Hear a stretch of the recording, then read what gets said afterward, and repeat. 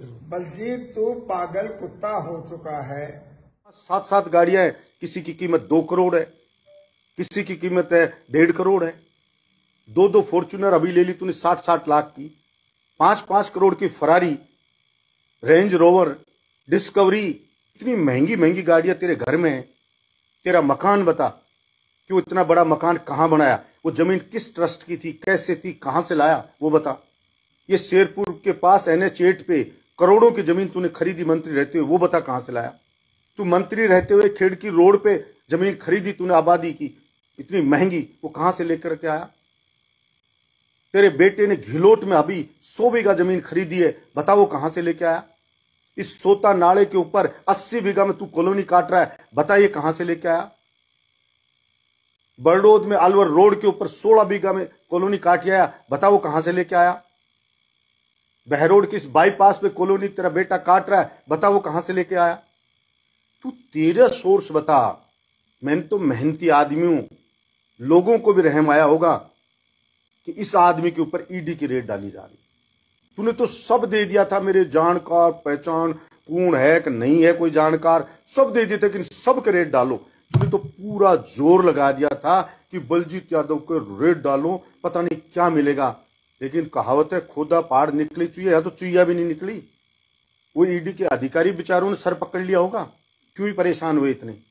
झूठी एफआईआर तूने दर्ज करा दी, प्राण घातक हमले की, ACB में तू दर्ज कराया, ईडी की रेड तू पढ़वा रहा है, सारे षड्यंत्र रच रहा है। इससे बड़ी तो कोई एजेंसी नहीं अब देश में, अब तो कोई इससे बड़ी एजेंसी बची नहीं। और कर क्या रहा है बहरोड में तूने, नीचे गिरने की पराकाष्ठा हो गई जसवंत कि रेडी वालों से उगाई चालू कर दी तूने। हॉस्पिटल में जाने वालों की पर्ची काटनी चालू कर दी। नगर पालिका में सुअर पकड़ने का ठेका तू ले रहा है, तेरा बेटा। मरे हुए पशु उठाने का 40-40 लाख का ठेका तेरा बेटा ले रहा है। बंदर पकड़ने के 35-35 लाख का ठेका तेरा छोरा ले रहा है। टॉयलेट में पानी डालने के 35-35 लाख का ठेका तेरा छोरा उठा रहा है। कोई पकड़ा है क्या एक बंदर बहरोड की नगर पालिका में? कोई पकड़ा है सुअर को? कौन से मरे पशु को उठाया है? कौन से टॉयलेट में पानी डालिया है? सारी दुनिया को पता है तू क्या कर्म कर रहा है, तेरे कुकर्मों का सबको मालूम है। फिर कह रहा है कभी कि वो मेरे लिए मरने की कहता है। नहीं, मैं तो नहीं कहता, मैं तो कहता हूं तू 100 साल जी। मैं क्यों कहूंगा? ना मैं कहता, ना मेरे बहरोड की जनता कहती। ये बात जसवंत तू स्वयं कहता है। तूने मांडन में जाके कही कि मर गया तो तेरे बेटे को टिकट मिलेगी, तो हमने थोड़ी कहा मत चुनाव, तू स्वयं कह रहा है।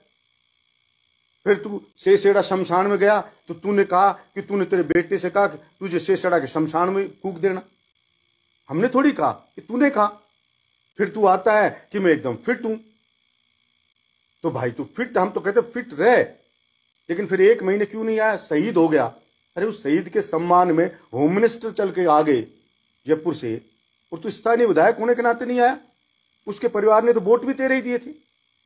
बड़ौद में शहीद की मूर्ति लग रही तो बोले बलजीत यादव को बुलाओगे तो मैं नहीं आऊंगा। मैंने कहा भाई मैं तो नहीं आऊंगा, बुलाओ स्थानीय जो भी नेताओं। दूसरे नेताओं को रोकने लग गया फोन कर करके कि बलजीत यादव को बुला रहे, तुम मत जाओ मंत्रियों को। मैंने सबसे कहा मैं नहीं आऊंगा, आपका कार्यक्रम अच्छा होना चाहिए। तू खुद नहीं गया बड़ौद के शहीद के कार्यक्रम में। और जो कार्यकर्ता, तू क्या सोच रहा है तू तेरी काबिलियत से जीता है? बलजीत तू पागल कुत्ता हो चुका है। तैने जो कुकर्म किए हैं 5 साल, उनकी सजा तुझे मिलेगी। जो कुकर्मी तैने गरीब जनता को लूटा है, हड़पा है, वो तेरे हलक से निकलवा कर रहूंगा। कुकर्मी तेरी जगह समाज में नहीं है, तेरी जगह पागल खाने में है।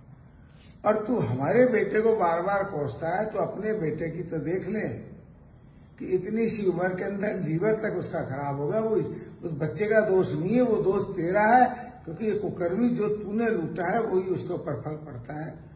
तू बिजली चोरी की बात करता है, सारे कम से कम कुछ तो दर्ज। तेरी खुद की VCR कटी, अपनी VCR तू माफ नहीं करा पाया, और जनता की क्या माफ कराएगा? उस समय तू MLA था, फिर भी तुझे भरनी पड़ी। इसलिए हे मक्कार, अपने आप में सही रहे, समाज का नाश मत कर, मत कर, मत कर।